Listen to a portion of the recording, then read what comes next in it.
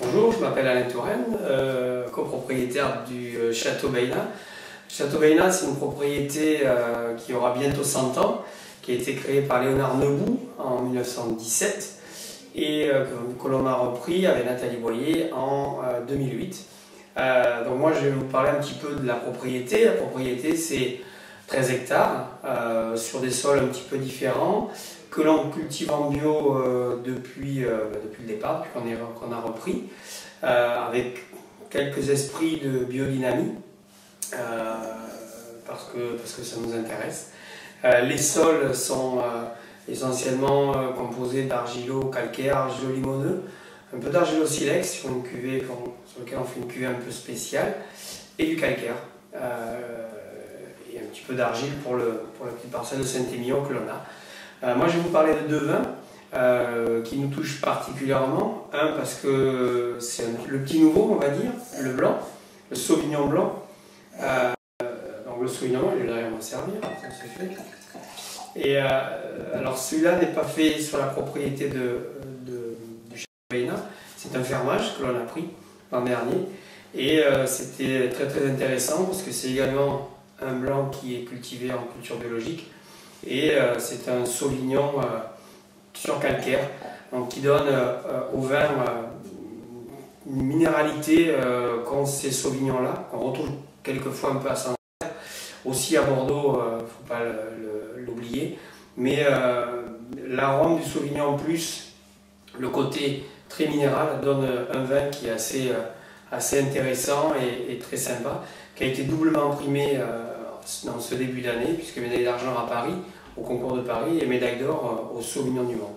Voilà, donc c'est un Sauvignon très très aromatique, avec des notes assez florales, et une bouche légèrement acidulée, avec un joli gras, et une très très belle longueur de bouche, quoi.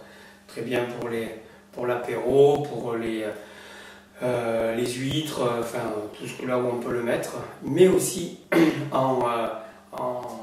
sur un plat, et notamment un que je veux essayer parce qu'on me l'a dit mais je n'ai pas essayé, mais c'est sur du foie gras. Alors ça, sur un foie gras poêlé, il paraît que le blanc sec est très très intéressant. Et bien on en reparlera une autre fois parce que je ne l'ai pas encore essayé. Donc voilà pour le Sauvignon. Et ensuite le deuxième que je vais vous parler, c'est donc la cuvée Léonard. Donc la cuvée Léonard, c'est un hommage à Léonard Nebout qui a créé Bayna, comme j'expliquais un peu auparavant, en 1917. Et donc c'est une cuvée qui est faite avec 60% de Merlot, 40% de Cabernet Sauvignon, sur des sols essentiellement calcaires. C'est des maturités assez poussées. Et c'est des vins qui sont élevés en fût pendant un an, dans des fûts de 20 et 3 vins. Voilà, ensuite mis en bouteille, élevé encore en cuve quelques temps, puis mis en bouteille au bout de 18 à 24 mois. Voilà. C'est un vin qui est un vin de garde, c'est un vin qui peut se garder entre 10 et 15 ans. Est-ce que c'est intéressant de les garder? Je ne sais pas. En tout cas, à 6 ans, ils commencent à être vraiment au maximum de leur potentiel. Ils sont souvent assez aromatiques, sur des notes fruits noirs, beaucoup, parce que c'est des vins qui ont issus de raisins qui sont assez mûrs. Donc on cherche une belle maturité pour ce type de vin. C'est des vins qui demandent, si possible, à être carafés. C'est le mieux parce que c'est des vins qui sont élevés beaucoup en réduction, c'est-à-dire sans avoir beaucoup d'oxygène. Donc le fait de les aérer au dernier moment fait libérer certains arômes très très intéressants à la dégustation. Voilà.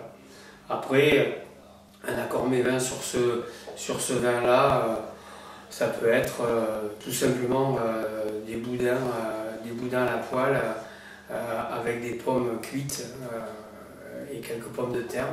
Voilà, pommes de terre de Bayna, parce qu'on fait pousser aussi des pommes de terre, j'ai oublié de dire aussi sur la propriété, dans les rangs de vigne. Voilà.